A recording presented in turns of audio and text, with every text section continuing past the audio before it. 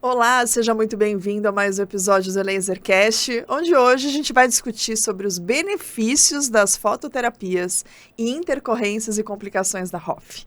E para conversar comigo sobre esse tema, eu trouxe a professora doutora Patrícia Freitas.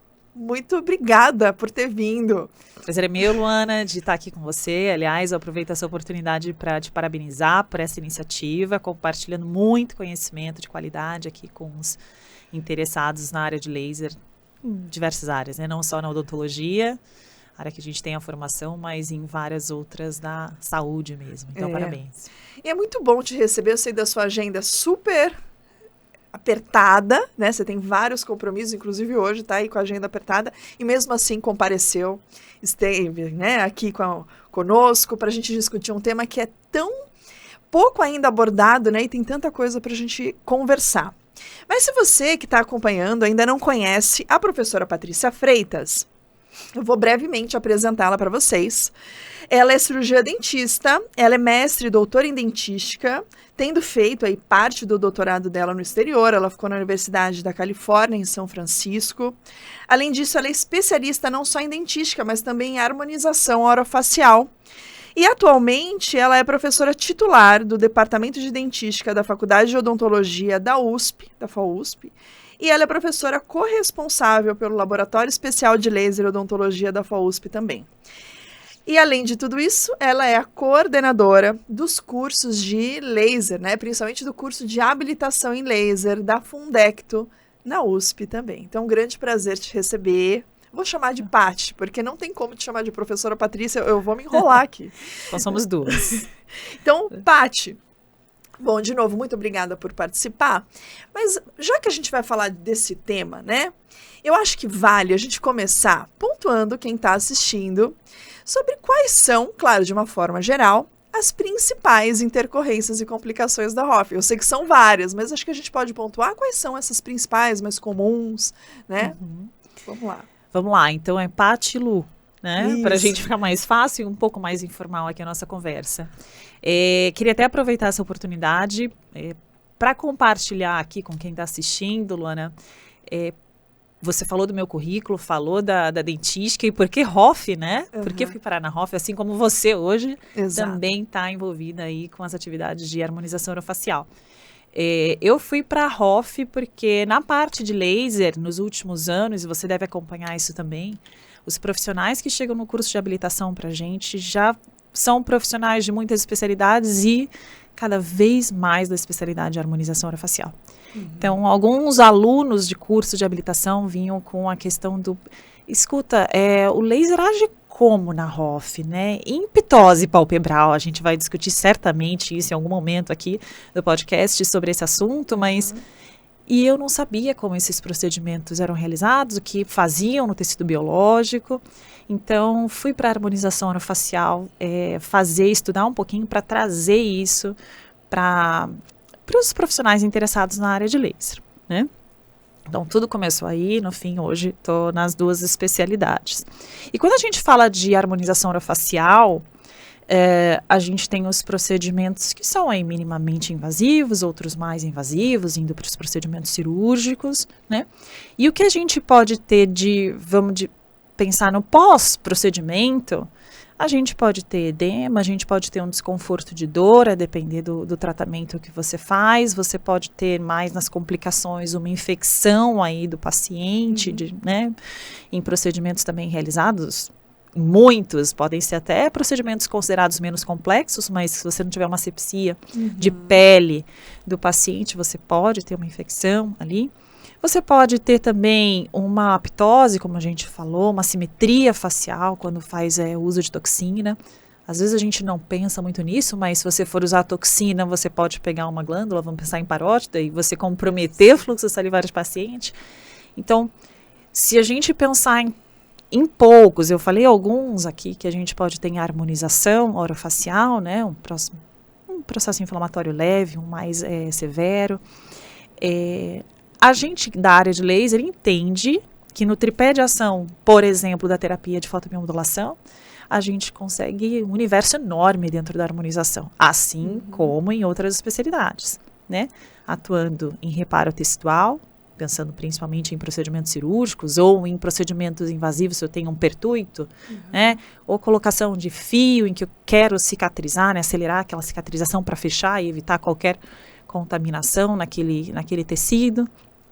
Enfim, é um universo bem grande para trabalhar com essa terapia de fotobiomodulação, pensando em reparo. Em processo inflamatório, tudo na harmonização orofacial gera um processo inflamatório, né? Então, processos inflamatórios que são subclínicos, às vezes a gente deseja isso, os bioestimuladores, por exemplo, e não necessitam de uma terapia de fotobiomodulação, mas, por exemplo, fazendo um microagulhamento, o paciente tem um processo inflamatório, pode ser desconfortável, você pode querer diminuir esse processo, acelerar o reparo daquele tecido, né? E desconforto, dor, né? Eu costumo falar com os alunos, poxa, o paciente vai para o consultório odontológico, vai fazer um procedimento estético, ele quer sair belo. Naquele momento, ele quer sair belo do seu consultório. Mas ele sai belo e com desconforto, um pouco desanimado, porque a gente sabe que dor ou desconforto impacta em bem-estar do paciente, né?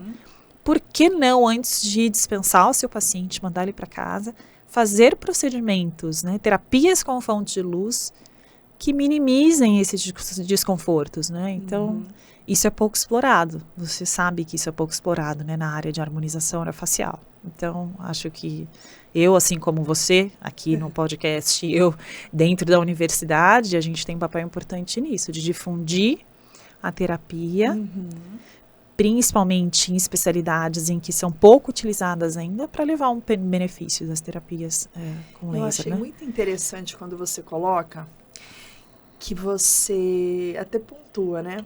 A gente, poxa vida, logo após um procedimento eu já posso fazer o laser, né? Então, sim, algo que poucas pessoas levantam a possibilidade é que não necessariamente eu preciso esperar que a intercorrência ou complicação ela aconteça efetivamente. Sim. Eu posso prevenir. Sim. Então, aquele pertuito que poderia ser ali, algum foco de infecção, tudo bem que ele não vai fechar na hora, ele não vai reparar, cicatrizar na hora, mas eu posso facilitar o processo de reparo, como você falou. Sim. Modular o tecido imediatamente após. E além de tudo isso, o conforto que o paciente tem e a sensação de um cuidado também, né? Porque sim, a gente vai estar ali contemplando todas as nuances e cuidando dele, né? Em todas as vertentes ali daquele tratamento. E então, Lu, a gente conhece hoje a quantidade de tecnologias e a forma como elas se apresentam, né? Então, tem o laser de baixa, tem o LED, tem formato de equipamentos portáteis com uma ponteira, tem aquelas, né, máscaras faciais que são de fácil uso, né?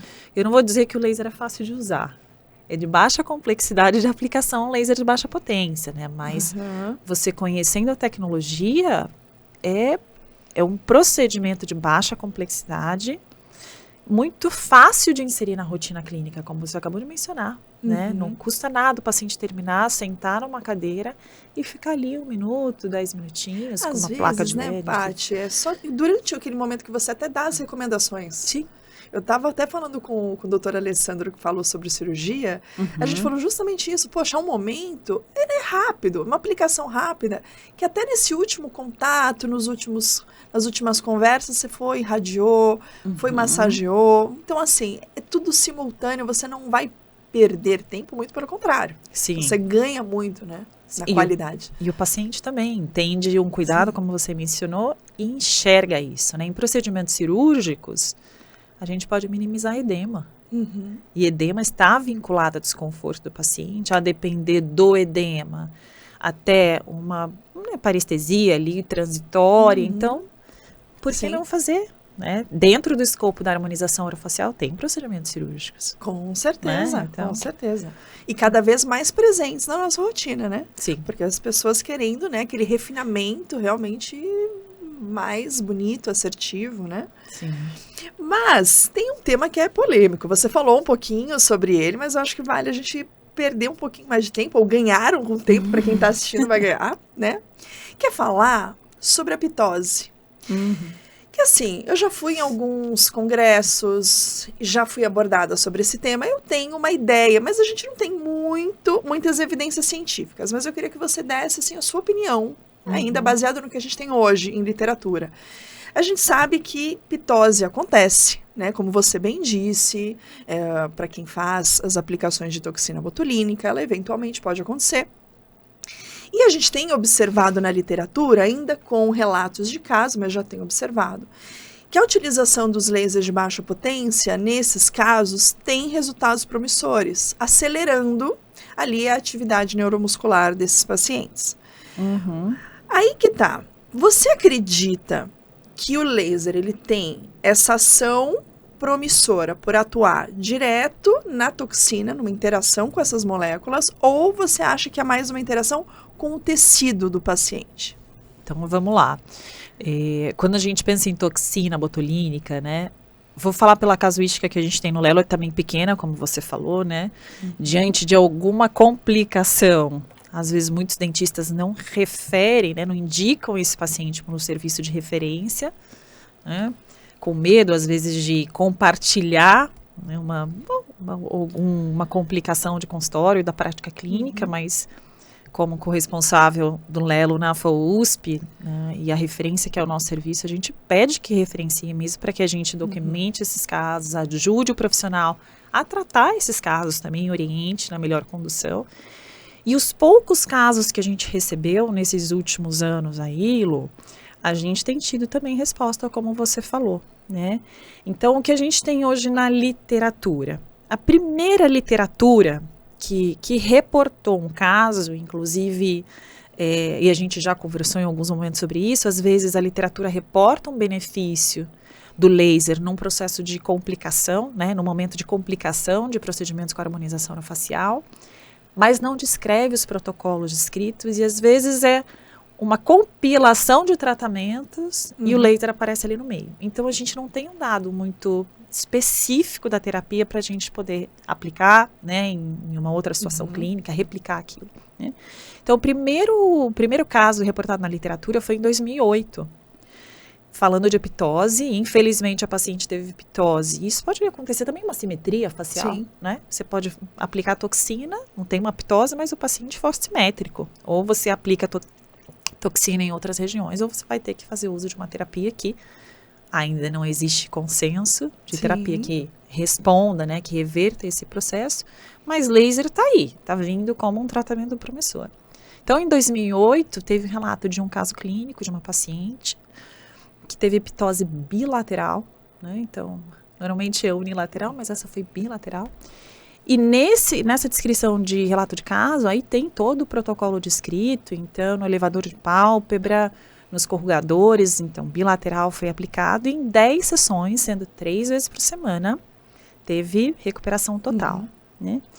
Então, se a gente for ver literatura científica, é isso, a gente está na base da pirâmide, mas é a base. Alguém já colocou um tijolinho lá na base da pirâmide. Então, dali a gente vem construindo, né? Se a gente pegar também trabalhos dentro de livros, né, a parte que não tem uma revisão por pares, o critério de avaliação como um artigo científico, mesmo que um relato de caso, a gente também já pega livros na área de laser que tem esses relatos, também com resultados positivos. Os protocolos divergem, a gente está construindo esse conhecimento mais uma vez, né? Mas eu acredito realmente que a terapia é bem promissora. Precisa ampliar isso. Como ampliar isso no estudo clínico? Aí a gente entra em mais horas de discussão aqui, porque é um pouco complexo, né? Mas tá aí para os pesquisadores, a parte acadêmica, explorar. Fora isso, tem um trabalho, um estudo in vitro, que aí trabalha com células neuronais, que foi um trabalho no ano seguinte, 2009. Aplicando laser no infravermelho e avaliando o que esse laser fazia em células que estavam ali em condições que não eram favoráveis, assim, de replicação, de migração. E esse trabalho mostra que o laser fez, ele avaliou em potências diferentes e tempos diferentes. Então, o que ele variou aí foi energia de radiação, né?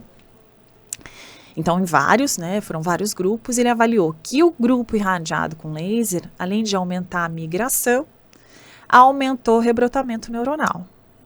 Então, mais uma vez, um trabalho já de alguns anos, mas já despertando aí que o laser vai fazer o quê? E o que eu acredito? né? Ele não vai atuar ali na toxina em si, mas na resposta celular, que é o que ele faz, não é isso, Lu? Com Ele certeza. vai voltar ao equilíbrio das atividades naquele tecido. Então, aumentando o rebrotamento neuronal, que é o processo natural nosso para voltar à contração muscular, o laser vai acelerar isso, né? Em quanto tempo, os pacientes perguntam, né? Então, se um nervo não está conseguindo fazer a conexão ali com o músculo para contrair, o laser vai acelerar esse processo. Os pacientes perguntam em quanto tempo isso acontece, principalmente os pacientes acometidos com uma assimetria ou uma ptose. Não sabemos, né, Lu? É individual, né? Individual, depende. Alguns livros mencionam, e mesmo já palestrantes que eu vi falando sobre o assunto, pincelando isso, depende da dose de toxina que tem ali, né? Então, depende da resposta individual. Então, um paciente, cada um enfim, tem uma resposta diferente. E também dos protocolos de laser, né? O quanto que aí é um complexo, eu acho que a Cláudia passou por aqui falando de dosimetria, né? Então, num podcast muito bacana, eu assisti alguns. A gente tem vários fatores que interferem nisso, né? Quando a gente fala de laser, tem a frequência que o paciente faz a aplicação, energia, potência, tempo, enfim, pontos de aplicação. Então, esse trabalho na literatura citou alguns pontos. Quando a gente faz, a gente amplia, dependendo do paciente, do grau, né, de acometimento ali. Então, isso tudo tá para ser estudado. Mas o laser tem uma ação. Então, quando as pessoas falam, não acredito nisso, sim, eu acredito. Porque se a gente pegar o universo de aplicações do laser hoje, né, em todas as especialidades, e o que a gente vê de resposta biológica que com outras terapias não tem, ou ele conjugado, né, complementando, é fantástico, é bárbaro. Fantástico. Né? A gente teve um caso também, que foi publicado recente, também com toxina, que não foi estética, foi funcional. Uma paciente com nevralgia, o neuro fez um bloqueio com toxina e ela acabou evoluindo com paralisia facial. E ali vai bem de acordo com o que você falou. Diferente desse primeiro estudo de 2008, que com 10 sessões você percebe nitidamente que volta ali aquela movimentação muscular. Provavelmente ali ele deve ter colocado 2 unidades, 5 unidades, uma dose um pouquinho mais baixa.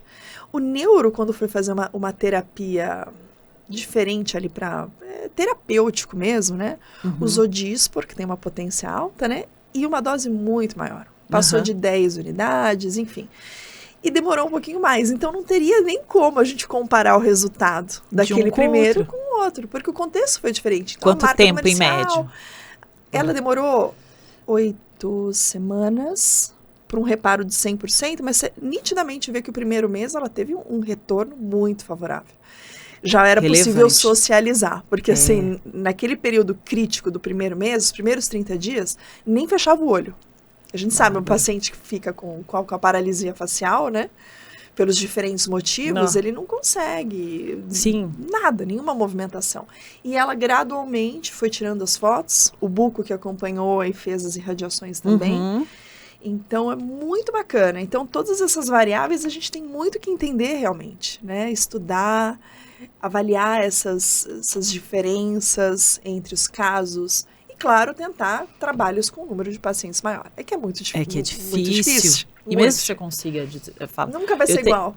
Eu tenho 20 pacientes, 40, tudo diferente. Tudo diferente. Então, é difícil padronizar. Um estudo aí de muito. 10, 20 anos. É a problemática de várias questões clínicas, né? A gente tem aí também. Mas olha, uma coisa que você apontou é bem importante. Você falou, olha, em um mês a gente já tinha uma resposta significativa, não 100%.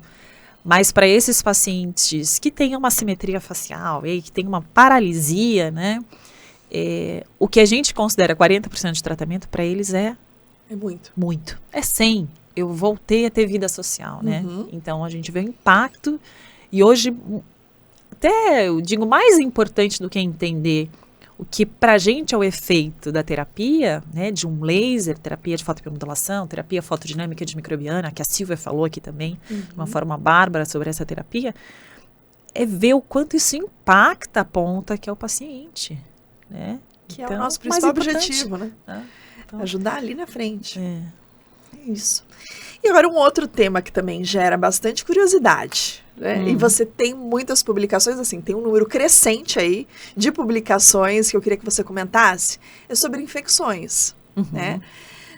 Graças a Deus, a gente não vê isso numa prática clínica com tanta frequência, mas a gente recebe, né? Eu recebo e você também, por estarmos aí em centros, você em centro de referência, eu por já ter um histórico dentro da hospitalar, muitos colegas me encaminham, por fios, por, poxa, pertuitos que fizeram e houve infecção por um descuido ou do profissional ou do próprio paciente, enfim. Para esses casos de infecção, e a gente já vê isso muito antes dentro de outras especialidades odontológicas, a gente sabe que o uso das fontes de luz ajudam, né? Especialmente terapia fotodinâmica. Mas eu queria que você compartilhasse como têm sido os seus resultados nesses casos que vocês estão publicando lá do Lelo, né? Junto com a Luciane Azevedo, que também alguns casos dela já estudei um pouquinho. Mas como é que vocês têm feito? Como é que tem sido a evolução clínica desses pacientes que vocês recebem? Então, esses pacientes, Lu, normalmente são referenciados por colegas que sabem que a gente trabalha, mas não é um tratamento que a gente divulga, né? Então, se a gente divulgasse, talvez a gente até recebesse mais. Mas, mais uma vez, tudo que é complicação fica muito mais circunscrito ao ambiente de quem fez o procedimento, né? Eu acho que a gente não vê compartilhamentos de complicação. Acho que o profissional se sente um pouco fragilizado quando compartilha uma complicação. E a gente também está começando a publicar complicações publicadas hoje já na literatura, não em fase, que a gente já tem alguns submetidos também, mas tem duas complicações, uma de infecção e uma que foi, na verdade, um edema que evoluiu para uma remoção de preenchedor, que era PMMA, né? Esse eu vou falar do primeiro, que não é terapia fotodinâmica, mas o paciente, depois de 6 anos, teve um edema muito tardio. E a primeira coisa que a profissional perguntou, falou, Paty, eu posso usar a terapia com laser para isso? Porque o que ela faz no preenchedor? Eu falei, a terapia com laser em baixa intensidade não vai fazer nada no preenchedor, né? Pode trabalhar com tranquilidade, ela não gera calor e vamos trabalhar esse edema. Reduziu o edema, o material ficou mais evidente, encaminhamos para um cirurgião, ele removeu esse material de forma cirúrgica. Mas então, de uma forma muito simples, o laser conseguiu, né, tratar aquele edema. A paciente que não conseguia nem abrir os lábios direito, escovar o dente, porque o edema era na região do sulco naso, né, terço inferior de face e glabela, na verdade, onde ela tinha feito preenchimento. Ela começou a conseguir escovar o dente e sorrir. Então, para você ver, uma coisa simples. E aí evoluiu para uma remoção, né. E esse que você fala de terapia fotodinâmica antimicrobiana que está publicado, foi com a Lu Azevedo, também é lá do Lelo. A gente recebeu uma paciente com uma infecção pós-colocação de fios de PDO. Também, provavelmente, asepsia, mas o dela também, apesar dos profissionais que atenderam, falaram, olha, estava fechadinho, não houve. Quando a gente recebeu a paciente, realmente, o local do pertuito estava fechado, né? Então, a gente não soube dizer se foi alguma infecção ali, uma contaminação prévia, ou se, porque os nós ficaram, segundo ela, um pouco superficiais, se ela ficou, né, mexendo, até que contaminou. E era no momento inicial, então a gente via que era bem localizada na região do pertuito, aquela área flutuante, assim. Então, nós fizemos a drenagem e depois a terapia fotodinâmica antimicrobiana, associando uma solução com azul de metileno, né, dentro. Então, a gente injetou e o gel por fora, porque é fácil para não ficar escorrendo. Então, também é interessante a gente ter essas duas opções aí no mercado que a gente pode trabalhar. E em 24 horas a gente tinha aquela área seca. Né? Então, a gente não usou o antibiótico que tinha sido prescrito, porque ela, na verdade, falou por telefone com o profissional que atendeu. Ele entrou em contato com a gente, eu falei, olha, a gente vai pro Lelo amanhã cedo, já encaminha, a gente atende e faz o procedimento. E já estava seco, né? A gente fez mais uma vez, porque terapia fotodinâmica antimicrobiana não tem nenhum problema você repetir essa sessão, né, a aplicação. E então fizemos 2 aplicações a cada 24 horas, né? Então 2 vezes. E resolveu, solucionou. Tem uma outra aluna da professora Maristela que também está em fase de publicação. O dela ela recebeu, mas muito tardia. A paciente tinha passado por diversas abordagens, para tratar uma infecção de fios, né? E sem sucesso. Então, uma paciente que realmente ficou com uma sequela, né? Então, uma parte estética comprometida em face. E quando abordou com a terapia fotodinâmica antimicrobiana, teve um bom resultado, né? Na verdade, ótimo resultado. Não vou falar que foi só a terapia fotodinâmica, porque essa profissional, não conhecendo tão profundamente a terapia fotodinâmica, associou com terapias que ela conhecia melhor. Então, ozonoterapia, enfim, removeu o fio. Ela ficou insegura de fazer só uma abordagem, não conhecendo. E eu concordo, quando a gente tem uma complicação, a gente entra com todos os recursos que a gente tem. Mas, então, esse caso está em fase de publicação também, mas teve um resultado rápido, né, em 24 horas, assim, fazendo essas combinações de terapias. Esse tema é muito legal. Eu acho que quando você aborda, que a gente pode associar não só a fotobiomodulação, mas a terapia fotodinâmica, tanto a terapia medicamentosa, convencional, mas a outras terapias adjuvantes, sim, sem ninguém competir com ninguém, elas se somam. Somam. Tem muitas pessoas que falam assim, mas eu fiz a prescrição de um antibiótico ou anti-inflamatório. Sim, eu não vou fazer laser. Por que não? Você não vai atrapalhar em nada, pelo contrário, vai melhorar ainda mais, né? Então, quando você aponta realmente que você pode associar, alguns casos não precisa, a gente tem tão rápido, né? Sim. O efeito da terapia fotodinâmica que você nem precisa. Eu tenho isso em alguns casos de osteoradionecrose. Às vezes é tão rápido que eu vejo que eu até dispenso a prescrição. Mas não tem problema nenhum se algum outro caso a gente precisa associar, né? Sim, mas isso é importante, né, Lu? Porque você trabalha com laser há... Quantos Quase anos? 19 anos. Então, quando a pessoa tem uma formação mais, assim, menos consolidada, eu entendo e é necessário. Entra com tudo, que nem você falou, tudo que você tem, né? Para tentar abordar aquele problema e tratar imediatamente, né? Assim, reduzir o quanto antes, em menos tempo possível. Quando você já trabalha com laser há muito tempo, é seguro, você entende, tudo bem, vamos fazer a terapia, avaliar em 24 horas que tá ok, né? Quando eu fiz a gente fez, né, eu e a Lu Azevedo, no Lelo, o profissional que encaminhou, ele estava bastante inseguro de ficar 24 horas sem a cobertura antibiótica. Ele falou, mas ela tem que tomar. Eu falei, vamos aguardar 24 horas, foi tudo bem, estava bem restrito ali ao local, a gente injetou uma solução, né? Então, e teve sucesso, mas ainda existe aí uma caminhada boa para grande parte dos profissionais da ROF, que eu vejo, para chegar até esse momento de ter segurança de fazer um tratamento, por exemplo, só com a terapia de fotobiomodulação ou só com a terapia fotodinâmica antimicrobiana. Com certeza. Né? Em casos, vamos dizer, mais controlados. Você não vai pegar evoluindo para necrose, depois de um preenchimento, uma rinomodelação, e vou falar, eu só vou com a terapia de fotobiomodulação.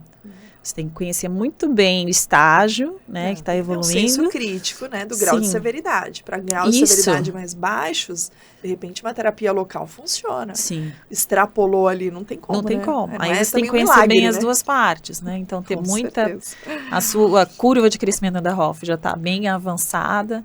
E na parte de terapias com fonte de luz também. Então, aí você tem essa segurança, mas é uma caminhada, né? É uma caminhada. E quando a gente pensa em caminhada, uma coisa que eu também escuto de outros profissionais, principalmente da ROF, é que falam assim para mim, poxa vida, você está usando, né, tanto aí as suas fontes de luz para tratar as complicações da ROF, mas a gente não tem muita evidência científica. Só que a gente que estuda essa tecnologia há tanto tempo, você até mais tempo que eu, você sabe bem, não muito, somos mais ou menos da mesma época. Não, é porque você já fazia parte do Lelo quando eu cheguei. Então, é verdade, assim, né? Momentos... Quase coincidiu. Né? Mas, para nós, a gente já acompanha o quanto os efeitos das fontes de luz, das fototerapias, já são consolidados. Em outras especialidades odontológicas, em outras especialidades médicas, né? Nas diferentes áreas da saúde, a gente sempre acompanhou as evidências. Então, para nós, é intuitivo até você lançar mão dessa tecnologia também para as complicações da ROF. Mas como que você enxerga, você como pesquisadora, professora, né, enxerga a evolução, né, da ciência dentro disso tudo, né, da evolução nas pesquisas científicas, como que você acha que vai ser aí delineado ou né, o que a gente precisaria fazer para reforçar ainda mais essas evidências dentro dessa especialidade? Então, isso aí dentro da especialidade é uma caminhada, né? Como você mencionou, isso foi até o trabalho que eu fiz quando terminei a especialização com a Maristela Lobo. A abordagem eu abordei intercorrências e complicações e as terapias com laser de baixa potência dentro desse cenário, né? Quando a gente vê laser, por exemplo, para processos inflamatórios, dor, né? A literatura é muito consistente. A quantidade de revisões sistemáticas que a gente tem, estudos clínicos randomizados, controlados, então de alta qualidade, né? E mais uma vez, né, a gente está no topo de evidência científica, isso vindo muito da cirurgia bucomaxilo, né? Então, tratamento de edema, dor, parestesia, vem muito dessa especialidade. Não tem dúvida de que eu posso utilizar. E até o que eu falo, tirando alguns procedimentos cirúrgicos em ROF, né, na maioria das vezes quando a gente tem um edema tão menor, né, de menor volume. Então, se ele funciona para uma proporção de edema, né, um volume de edema que a gente tem numa cirurgia ortognática, uma cirurgia oral maior, gente, é tão menos complexo o edema que a gente vai ter no cenário da ROF. Com certeza. Então, é claro que vai ter efeito, claro que... E a gente consegue respaldar. Então, nunca o profissional vai estar desprotegido de trabalhar com um processo de um edema, um processo inflamatório, um reparo tecidual. Você trabalha muito com isso, né? De mucosa, agora pele. Então, isso já tem evidência. Não tem dúvida de que o laser tem evidências científicas fortes, não são fracas, né? Com certeza. Mas quando a gente junta aí, então pega esse cenário e junta para a ROF, então se eu for lá procurar na internet, nas bases de dados, né, confiáveis de pesquisa, e eu juntar esses dois unitermos, aí cai exponencialmente. Então eu não acho nada. Aí você fala, nossa, parece que não serve para nada da ROF. Por isso que eu falo que o papel, mais uma vez, é muito importante que a gente capte tudo que a gente conseguir estimular. Hoje, existem centros de pesquisa, né, ou grupos de pesquisa dentro de universidades particulares, universidades públicas, que estão focando em trabalhos para trazer isso. Não necessariamente com laser, né, Lu? Trazer evidência na ROF. Quando a gente consegue, eu consigo colaborar com um desses trabalhos, que é um privilégio, trabalhando aí em colaboração com a professora Maristela. Você também conseguindo unir essas não especialidade, porque laser não é especialidade, mas essas tecnologias dentro da especialidade, eu vejo que vai ser demorado, mas é um caminho natural, né? A gente tem que difundir a tecnologia, evidência científica já existe. A gente só vai relacionar. ROF não é fora da odontologia, ela é uma especialidade dentro da odontologia. E dentro da odontologia, essas tecnologias já têm uma evidência científica forte. Né? Não tem nada na ROF que seja diferente de outras especialidades. Isso né? mesmo. É um tecido diferente, eu posso ter ali uma microbiota diferente, trabalhando com pele do que no intraoral. Tenho. Mas, se a gente for para dermato traz para a gente também terapia fotodinâmica. Sim. Nesse tecido, né? Então, por que não buscar essa informação em outra área que não seja odontologia? Então, é só casar. Mas quando a gente busca unitermo ali, realmente poucos trabalhos, mesmo na parte, vou pensar na área médica, se for para dermato, ainda é pouco reportado. Né? O volume ainda é pequeno. Na nossa área, então, na odontologia, então, eu vejo que a quantidade de especialistas que tem, e se a gente juntar tecnologia de laser, já deu 20 anos trabalhando, a gente já está feliz hoje com a quantidade de profissionais que procuram isso, né, Lu? Que acreditam, que já entenderam que funciona. Isso, né? Que 20 anos atrás era outro cenário, Outro hoje cenário. é diferente, então é positivo.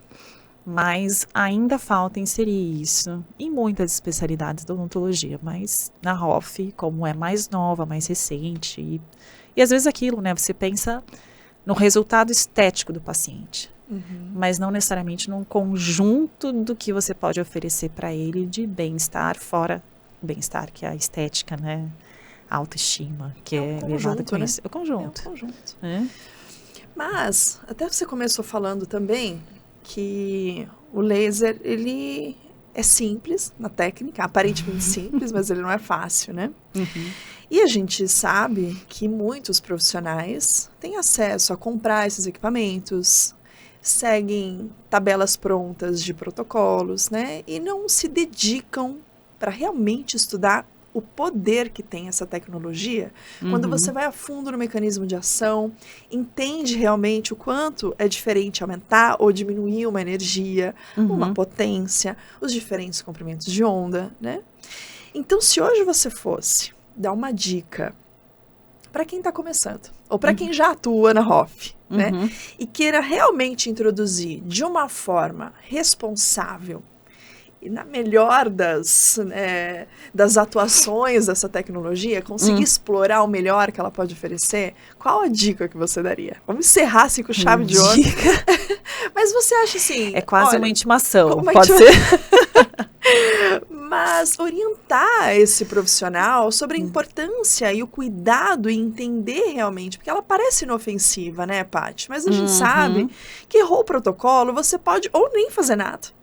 Existem protocolos que inibem, às vezes a gente até utiliza de uma forma intencional, mas existem sim os protocolos que inibem. Então, é sempre fundamental, já que você se propõe a utilizar uma ferramenta, uma tecnologia, que você entenda ela, né? Então, o que você daria de dica para quem quer seguir de uma forma responsável? Lu, eu acho que primeiro entender que laser não é um equipamento que está lá disponível, né? Perdão. Laser, ele traz, eu falo, uma luz interagindo assim de uma forma complexa às vezes. O laser de baixo parece fácil, mas você mais do que ninguém trabalha anos com isso, sabe que a interação dele é muito mais complexa que um laser de alta, né? Então, muito mais. Então, o profissional realmente precisa conhecer. Na ROF, os profissionais conhecem menos a tecnologia de baixa potência, né? E pensam sempre no de alta, para endolaser, para a parte de rejuvenescimento facial. O que o laser de alta é um avião também, né? Muito mais rápido que o laser de baixo, ele pode causar um dano com certeza irreversível.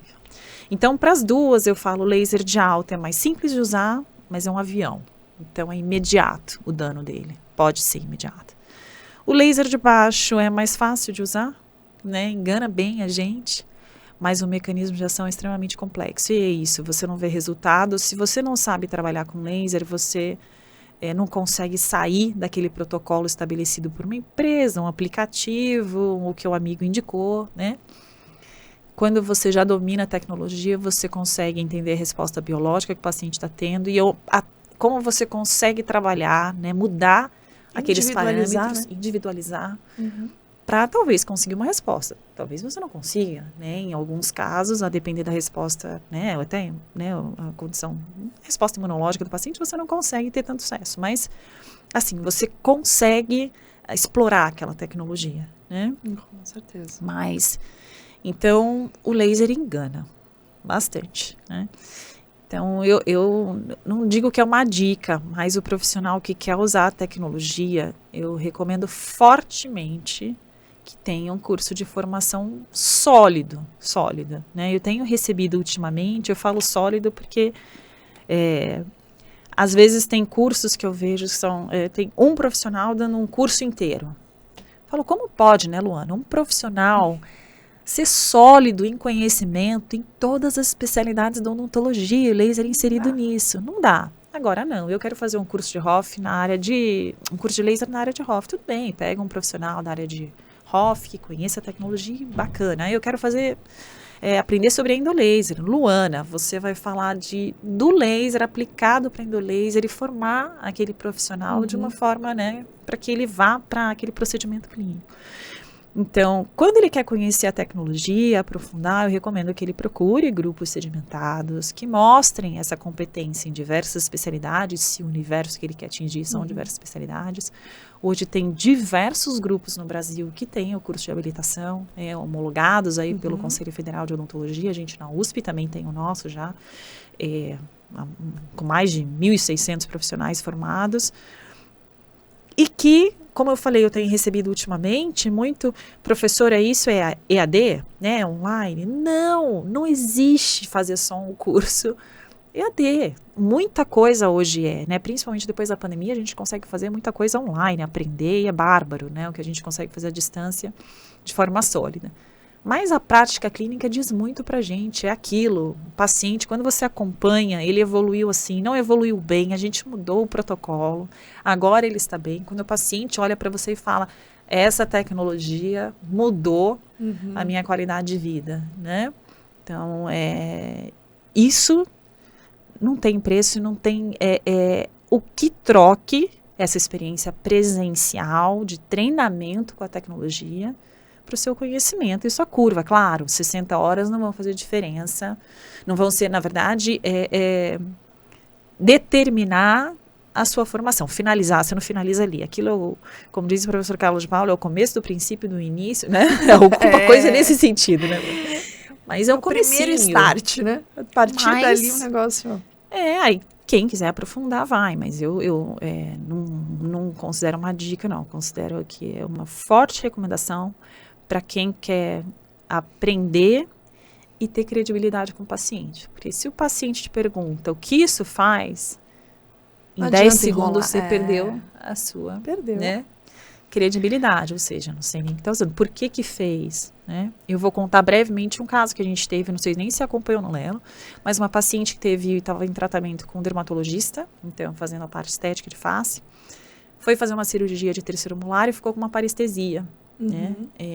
Do lado, lembro, acho que esquerdo ou direito, enfim. Do lado oposto, ela teve um manchamento de pele. E o dermatologista falou que aquilo foi a terapia para a parestesia que ela teve com laser de baixa potência. Então, olha o cenário, né? Então, um profissional da área médica dizendo que o que queimou a paciente, e ela fazia um tratamento estético em face, foi o laser de baixa potência. Se você não tem conhecimento, como é que você vai se respaldar para justificar e se posicionar perante os dois, né, profissional da área médica e paciente, de que não, a sua terapia não teve esse efeito e que foi o tratamento que provavelmente ele estava fazendo, né? Então, nisso a gente ganhou a paciente, né? Mas se você não tem esse conhecimento, isso é uma rotina clínica. Ainda mais nos procedimentos de face. A gente está falando de harmonização orofacial aqui, a gente está falando de face, que é muito mais estético do que intraoral. Com certeza. A gente tem procedimentos estéticos intraorais, mas quando a gente fala de ROF é outro mundo. Outro mundo. Nossa, impressionante. É isso mesmo. E para a gente finalizar, né? Infelizmente temos que finalizar, eu adoro esse tema. Eu sou suspeita, né? Somos. A gente tem vários papos sobre isso, é muito legal, muito bacana essa troca, né? Mas pra gente finalizar, eu acho interessante só você contar um pouco mais aí para quem quiser se inscrever na habilitação da FAUSP, que é onde a gente ministra as aulas, né? Eu sou super, grata, honrada de fazer parte da equipe, né, de professores da habilitação lá da Fundação, da Fundecto da USP. Mas se, por exemplo, alguém que está aqui assistindo, de repente até pacientes que queiram ser atendidos lá no Lelo, ou alunos profissionais, né, que gostariam aí de se inscrever, como que eles conseguem esse acesso? Sim. Paciente que quer fazer o atendimento com laser, então, os atendimentos todos com laser na Faculdade de Odontologia da Universidade de São Paulo, no Butantã, ali, né, no campus do Butantã, são todos gratuitos. Então, o paciente é só ligar no laboratório, entrar no site, a gente já consegue todas as informações do Laboratório Especial de Laser e Odontologia, faz o contato, né, pode ser por telefone ou WhatsApp, lá tem o número certinho, e consegue fazer o agendamento. De forma geral, ainda que a gente tenha, ontem eu estava fazendo um levantamento, apresentando, na verdade, um levantamento, então no primeiro semestre a gente teve próximo de 5.000 procedimentos. Meu Deus. 400 pacientes atendidos. Então, mas é um fluxo que você sabe, né, Lu? É um fluxo rápido, porque a abordagem clínica é relativamente... dinâmico, né? É dinâmico. Quando a gente pensa em profissionais, falando aqui agora com os profissionais da odontologia, que querem fazer o curso de habilitação, como você mencionou, os cursos que a gente ministra são na Fundação da Faculdade de Odontologia, em parceria com a Universidade de São Paulo. Então, o certificado, eles são certificados pela USP, os alunos que saem formados lá, mas toda a informação está no site da Fundecto, que é www.fundecto.com.br. Então, acessa, aí tem os cursos de habilitação, a gente ministra 4 turmas no ano, uma parte dela presencial e uma parte online, né? Mas certamente é um curso que dá uma formação bem sólida, com 20 profissionais, hoje estamos com 20 profissionais, Incrível. Com 13 especialidades contempladas lá, então, próximo de 13? Posso estar errando nesse número aí, mas 20 profissionais hoje compõem a nossa equipe lá, então... Que é isso que faz a diferença, né? Onde cada um consegue E a dar nossa o melhor, própria troca, né, Luana? Eu falo, os alunos aprendem, mas a gente também. A gente então, também. ouvindo, né? O trocando pouco que a com os gente pares. escuta das outras especialidades, quanto que eu já peguei também da aula de endo do Laje Marques. Então, eu falo, meu Deus, né? Como evoluiu certas coisas aqui. É impressionante. Então, toda essa troca é imprescindível. Né? E até para quem já fez curso há muito tempo atrás, valeria fazer de novo, porque atualização muita coisa, né? Muda. A pessoa ficar atualizada também em novos protocolos, linhas de pesquisa, o que tem aí de novidade, eu acho importante aí. Para quem já fez e pretende aí seguir, se atualizando também, fica a dica para se inscrever de novo. Mas te agradeço, Paty, muito por a sua participação. A gente tem muito trabalho pela frente, essa parceria vai render muitos frutos ainda. E, enfim, né? Espero que você que ficou aqui conosco todo esse tempo tenha aproveitado também. Se você ficou com alguma dúvida, se eventualmente queira deixar algum recado, pode escrever nos comentários também, que a gente vai entrar em contato e responder vocês. E eu te espero no nosso próximo episódio do Lasercast. Até lá. Acabou. Fiquei meio vesga nesse sinal, mas tá bom. Eu não sabia se começo... olhava pra...